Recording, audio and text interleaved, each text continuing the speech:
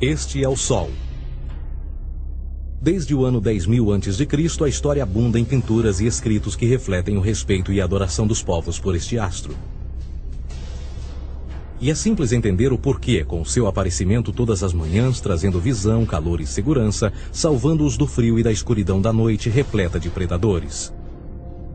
Sem ele, todas as culturas perceberam que não haveriam colheitas nem vida no planeta. Estas realidades fizeram do Sol o astro mais adorado de todos. Todavia, muitos estavam atentos também às estrelas. As estrelas formavam padrões que lhes permitiam reconhecer e antecipar eventos que ocorrem de tempos em tempos, tais como eclipses e luas cheias. Eles catalogaram grupos celestiais daquilo que conhecemos hoje como constelações. Esta é a Cruz do Zodíaco, uma das mais antigas imagens na história da humanidade. Ela representa o trajeto do Sol através das 12 maiores constelações no decorrer de um ano. Ela também representa os 12 meses do ano, as 4 estações, solstícios e equinócios.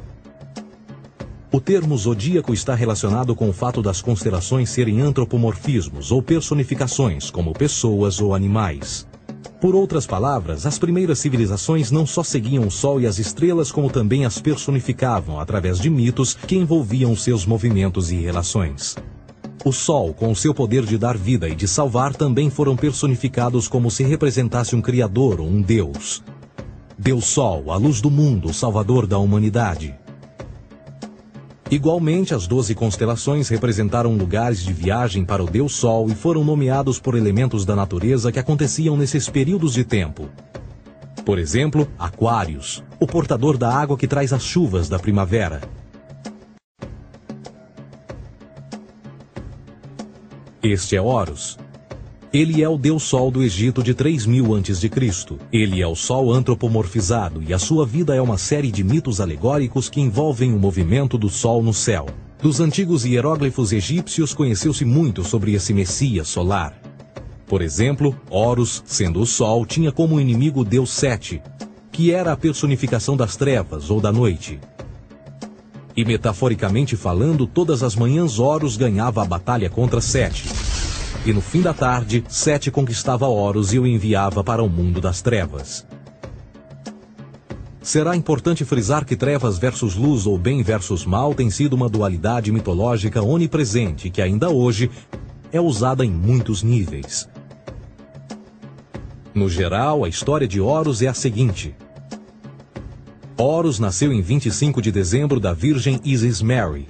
O seu nascimento foi acompanhado por uma estrela no oeste, que por sua vez foi seguida por 3 reis em busca do Salvador recém-nascido. Aos 12 anos era uma criança prodígio nos ensinamentos, e aos 30 anos ele foi batizado por uma figura conhecida por Anup, e assim começou o seu ministério. Horus teve 12 discípulos e viajou com eles, fazendo milagres tais como curar os enfermos e andar sobre as águas. Horus também era conhecido por vários nomes como a Verdade, a Luz, o Filho Adorado de Deus, o Bom Pastor, Cordeiro de Deus, entre muitos outros. Depois de ter sido traído por Tifão, Horus foi crucificado, enterrado por 3 dias e então ressuscitou. Estes atributos de Horus, originais ou não, parecem influenciar várias culturas mundiais e muitos outros deuses encontrados com a mesma estrutura mitológica. Atis da Firígia nasceu da Virgem Nana em 25 de dezembro. Crucificado, foi posto na tumba e 3 dias depois ressuscitou. Krishna, da Índia, nasceu da Virgem Davaki com uma estrela no ocidente assinalando sua chegada, fez milagres juntamente com seus discípulos e após sua morte ressuscita. Dionísio da Grécia nasceu de uma virgem em 25 de dezembro. Foi um professor peregrino que praticou milagres como transformar água em vinho e é referenciado como Rei dos Reis, Filho unigênito de Deus, o início e o fim, entre muitas outras coisas, e após sua morte ressuscitou. Mitra da Pérsia nasceu de uma virgem em 25 de dezembro. Ele teve 12 discípulos e fazia milagres. E após sua morte foi enterrado por 3 dias e então ressuscitou. Ele também foi chamado de a Verdade, a Luz, entre outros. Curiosamente, o dia sagrado de adoração a Mitra era um domingo. O que importa salientar é que existiram inúmeros salvadores em diferentes períodos em diversos lugares da Terra que preenchem essas mesmas características. A pergunta que não quer calar: o porquê desses atributos? Por que o nascimento de uma virgem em 25 de dezembro? Por que a morte e a ressurreição após 3 dias? Por que os 12 discípulos ou seguidores? Para descobrirmos, vamos examinar o mais recente dos Messias solares. Jesus Cristo nasceu em 25 de dezembro em Belém. Ao nascer foi anunciado por uma estrela no ocidente que seria seguida por 3 reis magos para encontrar e adorar um novo Salvador. Tornou-se pregador aos 12 anos. Aos 30 anos foi batizado por João Batista e então iniciou seu ministério. Jesus teve 12 discípulos que viajaram com ele praticando milagres como curar doentes, andar sobre a água, ressuscitar mortos. Ele também é conhecido como Rei dos Reis, o Filho de Deus, a luz do mundo, o início e o fim, o Cordeiro de Deus, entre muitos outros. Depois de ter sido traído por seu discípulo Judas por 30 moedas de prata, ele foi crucificado, posto em uma tumba e após 3 dias ele ressuscitou e ascendeu aos céus. Em primeiro lugar, a sequência do nascimento é completamente astrológica. A estrela no ocidente é Sírius, a mais brilhante do céu noturno, que a cada 24 de dezembro se alinha com outras 3 estrelas brilhantes no cinturão de Órion. Essas 3 estrelas brilhantes são chamadas hoje, como eram na antiguidade, 3 reis, 3 Marias no Brasil e Portugal. Os 3 reis e a estrela mais brilhante, Sírius, todas apontam para o nascer do Sol em 25 de dezembro. Esta é a razão pela qual os 3 reis seguem a estrela a oeste em uma ordem que apontam ao amanhecer. O nascimento do Sol.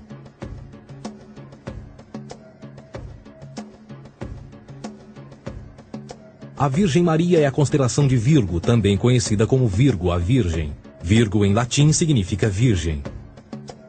Virgo também é conhecida como a casa do pão. E a representação de Virgo é uma virgem segurando um feixe de espigas de trigo. Esta casa do pão e o seu símbolo das espigas de trigo representa agosto e setembro, a época das colheitas. Por sua vez, Belém é a tradução ao pé da letra de a casa do pão.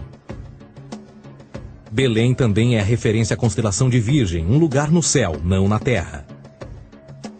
Existe outro fenômeno muito interessante que ocorre em 25 de dezembro, é o solstício de inverno. Do solstício de verão ao solstício de inverno, os dias se tornam mais curtos e frios. Da perspectiva de quem está no hemisfério norte, o sol parece se mover para o sul, ficar menor e mais fraco. O encurtamento dos dias e o fim das colheitas conforme se aproxima o solstício de inverno, simbolizando o processo de morte. Era a morte do Sol. Pelo 22º dia de dezembro, o falecimento estava completamente realizado e faz com que atinja seu ponto mais baixo no céu. Aqui algo curioso acontece. O Sol para de se mover por 3 dias. Durante estes 3 dias, o Sol fica pelas redondezas da constelação do Cruzeiro do Sul, ou Alfa Crucis. Depois desse período, em 25 de dezembro, o Sol se move 1 grau, dessa vez para o norte, trazendo perspectiva de dias maiores, mais calor e a primavera. E assim se diz: o Sol morreu na cruz, ficou morto por 3 dias, apenas para ressuscitar ou nascer mais uma vez. Esta é a razão pela qual Jesus e muitos outros deuses solares compartilham da ideia de crucificação, morte por 3 dias e o conceito da ressurreição. É o período de transição do Sol antes de mudar para a direção contrária no hemisfério norte, trazendo a primavera e assim a salvação. Todavia, eles não celebram a ressurreição do Sol até o equinócio da primavera, ou Páscoa. Isto é porque no equinócio da primavera o Sol domina oficialmente o mal, as trevas, assim como o período diurno se torna maior que o noturno. E o revitalizar da vida na primavera emerge. Agora, provavelmente, a analogia mais óbvia de todas neste simbolismo astrológico são os 12 discípulos de Jesus. Eles são simplesmente as 12 constelações do zodíaco com que Jesus, sendo o Sol, viaja. De fato, o número 12 está sempre presente ao longo da Bíblia.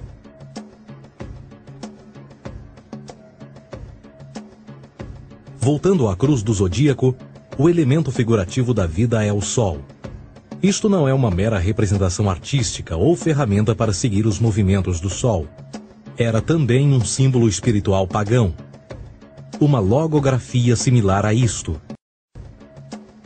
Isto não é um símbolo do cristianismo. É uma adaptação pagã da cruz do zodíaco.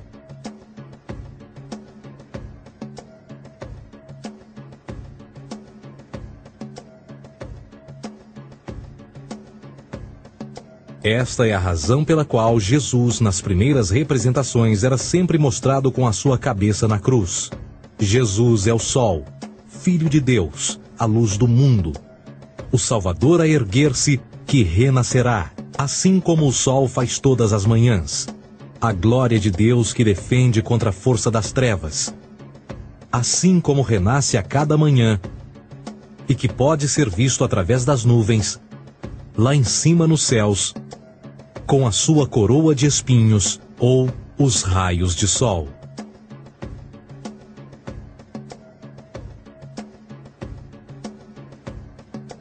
Agora, nas muitas referências astrológicas ou astronômicas na Bíblia, uma das mais importantes tem a ver com o conceito de eras.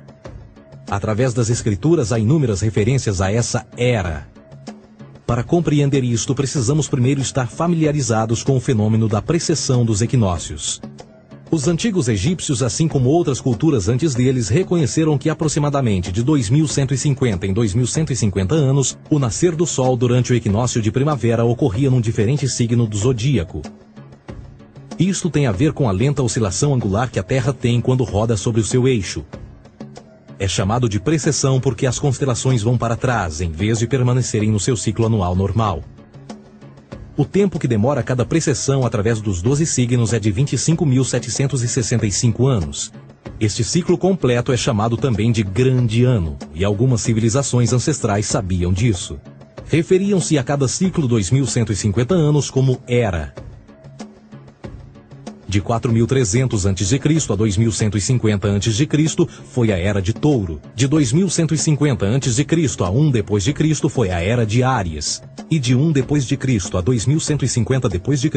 é a Era de Peixes, a era que permanecemos nos dias de hoje. E por volta de 2150 entraremos na nova era, a Era de Aquários. Agora, a Bíblia refere-se por alto ao movimento simbólico durante 3 eras, quando se vislumbra já é uma quarta. No Velho Testamento, quando Moisés desce o Monte Sinai com os 10 mandamentos, ele está perturbado ao ver sua gente adorar um bezerro dourado. De fato, ele até partiu as pedras dos 10 mandamentos e disse a todos para se matarem uns aos outros para purgarem o mal. A maior parte dos estudiosos da Bíblia atribuem esta ira de Moisés ao fato de os israelitas estarem adorando a um falso ídolo, ou algo semelhante. A realidade é que o bezerro dourado é o Taurus, touro. E Moisés representa a nova era de Áries. Esta é a razão pela qual os judeus ainda hoje assopram com o chifre do carneiro. Moisés representa a nova era de Áries. E perante esta, todos têm de largar a velha. Outras divindades, tais como Mitra, marcam essa transição também. Um deus pré-cristão que mata o touro, na mesma linha simbólica. Agora Jesus é a figura portadora da era seguinte à de Áries, a era de Peixes. O simbolismo de peixes é abundante no Novo Testamento, assim como Jesus alimenta 5.000 pessoas com pão e 2 peixes. No início do seu ministério, enquanto caminhava ao longo da Galileia, conhece 2 pescadores que o seguem. Agora reflita se voltar a ver um adesivo em formato de peixe escrito Jesus na traseira dos carros. Poucos sabem o que aquilo no fundo representa. É um simbolismo astrológico pagão para o reinado do Sol durante a Era de Peixes. Jesus assumiu também que a data do seu nascimento é também a data do início desta era. Em Lucas 22:10, quando Jesus é questionado se a próxima passagem será depois de ele ir embora, Jesus responde: Eis que quando entrardes na cidade, encontrareis um homem levando um cântaro de água. Segui-o até a casa em que ele entrar. Esta escritura é de longe a mais reveladora de todas as referências astrológicas. O homem que leva um cântaro de água é Aquários, o portador de água, que é sempre representado com um homem despejando uma porção de água. Ele representa a era depois de Peixes, e quando o Sol, Filho de Deus, sair da era de Peixes, Jesus, entrará na casa de Aquários, e Aquário é antes de Peixes na precessão dos equinócios. Tudo o que Jesus diz é que depois da era de Peixes chegará a era de Aquário.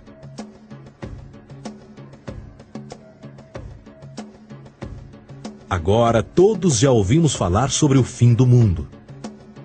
Deixando à parte o lado cartunista no livro de Apocalipse, a espinha dorsal nesta ideia surge em Mateus 28:20, onde Jesus diz: Eu estarei convosco até o fim do mundo, dos séculos em português. Contudo, na tradução inglesa da Bíblia, a palavra mundo está mal traduzida.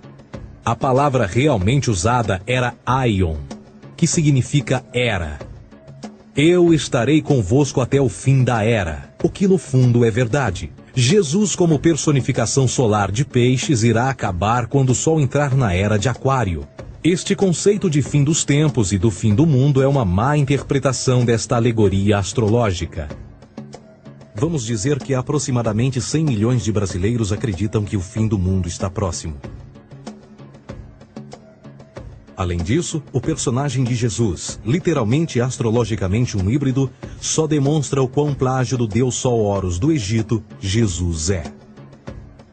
Por exemplo, inscrito há 3.500 anos atrás, nas paredes do templo de Luxor, no Egito, estão imagens da Enunciação, da Imaculada Concepção, do nascimento e da adoração a Horus. As imagens começam com o anúncio à Virgem Ísis de que ela irá gerar Horus, que Nefe, o Espírito Santo, irá engravidar a Virgem, e depois o parto e a adoração, e que é não mais do que o milagre da concepção de Jesus. Na verdade, as semelhanças entre Horus e Jesus são flagrantes.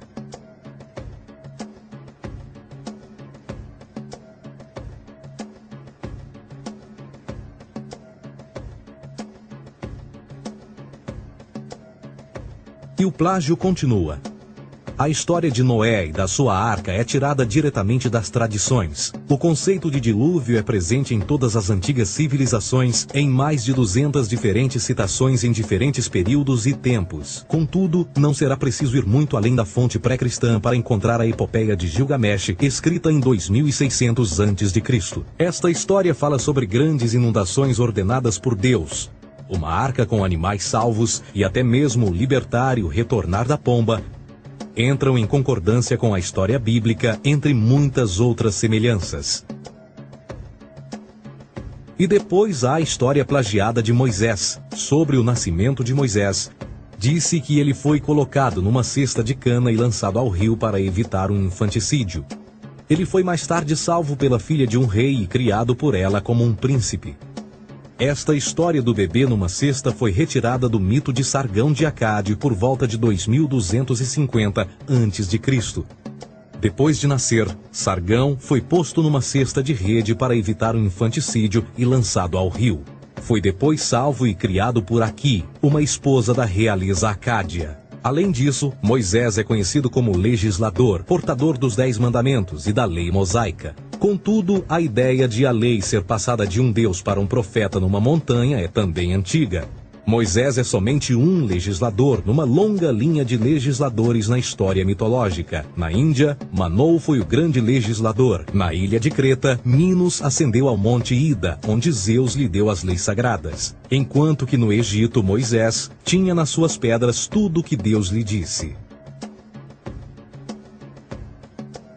E no que diz respeito a estes 10 mandamentos, foram retiradas a papel químico do feitiço 125 do Livro dos Mortos do Antigo Egito. O que é que o Livro dos Mortos dizia? Eu nunca roubei, tornou-se tu nunca roubarás. Eu nunca matei, tornou-se nunca matarás. Eu nunca menti, tornou-se nunca levantarás falsos testemunhos. E por aí adiante.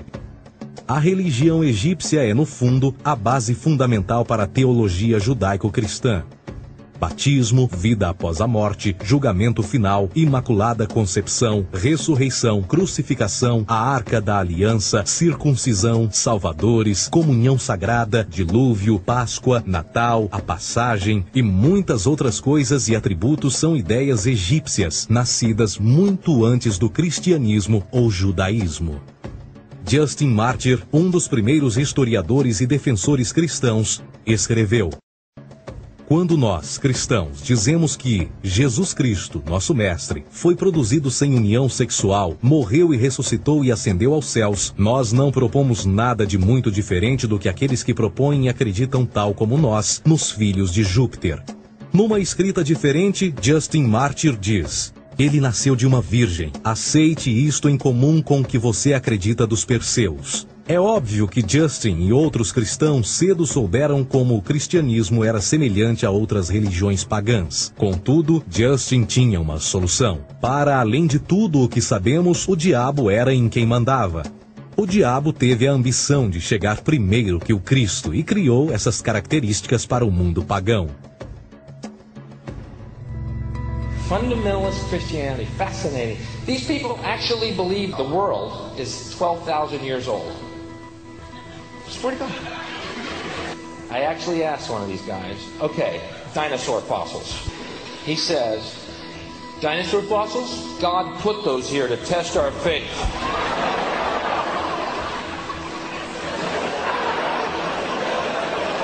I think God put you here to test my faith, dude. A Bíblia não é nada mais do que um híbrido literário astroteológico, tal como todos os mitos religiosos que os antecederam. De fato, o aspecto da transferência de atributos e umas personagens para as outras é facilmente reconhecida no próprio livro em si. No Antigo Testamento há a história de José. José era um protótipo de Jesus. José nasceu de um milagre. Jesus nasceu de um milagre. José tinha 12 irmãos, Jesus tinha 12 discípulos. José foi vendido por 20 pratas, Jesus foi vendido por 30 pratas. Irmão Judá sugere a venda de José. O discípulo Judas sugere a venda de Jesus. José começa os seus trabalhos aos 30, Jesus começa aos 30 também. Os paralelismos continuam. Além disso, haverá algum registro não bíblico da existência de mais alguém chamado Jesus, filho de Maria, que viajou com 12 seguidores e curou pessoas? Existiram muitos historiadores que viveram no Mediterrâneo durante esse mesmo período e até mesmo após a presumível morte de Jesus. Quantos desses historiadores fizeram relatos sobre a sua figura? Nenhum. Porém, para sermos justos, não significa que os defensores da existência de Jesus nunca tenham reclamado o contrário. São particularmente 4 referidos como pioneiros sobre a teoria da existência de Jesus: Plínio o Jovem, Suetônio e Tácito. Cada uma das suas máximas consiste apenas em algumas frases em que, na melhor das hipóteses, se refere a Christus ou Cristo, e que na realidade não é um nome, mas sim uma titulação. A 4ª fonte é Joséfo, cujos documentos ficou provado terem sido falsificados séculos atrás e, para infortúnio da humanidade, por muitos ainda visto como verdadeiros. Poderá alguém ter se aproveitado das ideias renascer dos mortos, a ascensão ao reino dos céus e a prática de milagres e que a partir daí tenha começado a surgir nos registros históricos? Não, porque uma vez pesadas as evidências, há grandes probabilidades da figura conhecida como Jesus nunca sequer ter existido.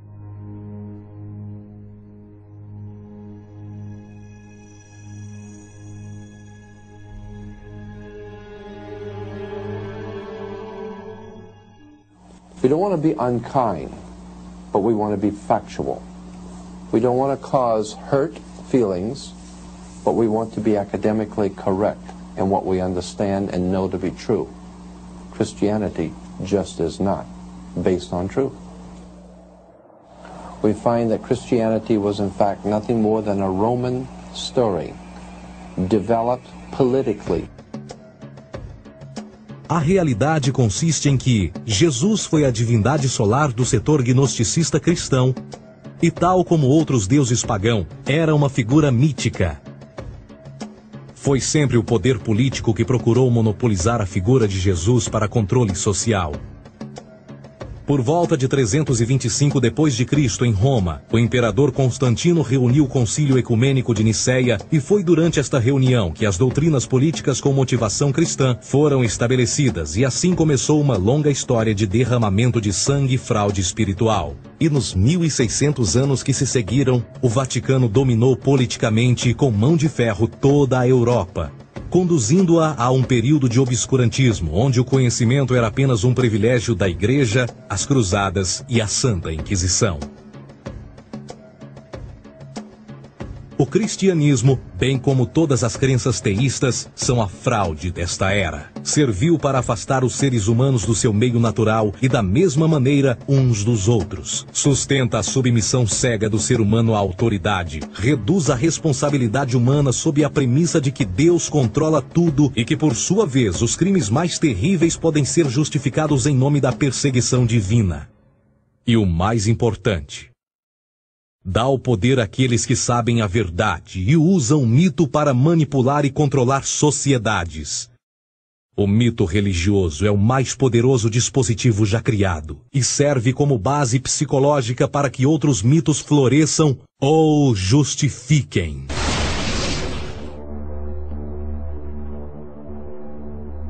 A myth is an idea that, while widely believed, is false.